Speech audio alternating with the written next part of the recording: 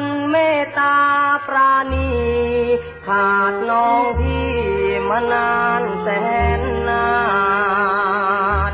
พี่ถูกคนรักตัดรักจนเซ่อสมสารไกลพี่ไกลจากบ้านสงสารสักคนเธอสางเสสังยังสมสารใครกันเมตตาทุกวันที่มันผ่านมาทุกหนักหนาสุดจะแบ่งเบาพี่ขาดญาติมิตร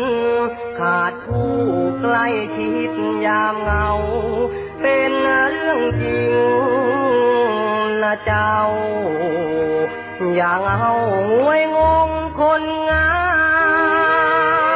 มจะเป็นด้วยบาปหรือบุญที่เคยทำมาพี่จึงมีแต่น้ำตาเป็นเพื่อนเรื่อยมาทุกยามจะเป็นด้วยกรรมของพี่ที่ทำชาติก่อนเลวทรามจึงมีแต่คนมองข้ามกระทั่งนงรามที่เคยรักกัน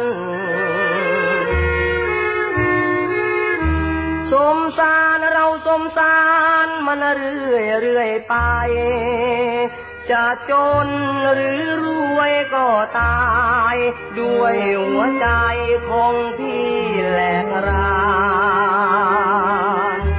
ขาดญาติพี่น้องขาดเนื้อทองเคยปองรักกันพอพบเธอเพ้อรำพันพี่สงสารเถิด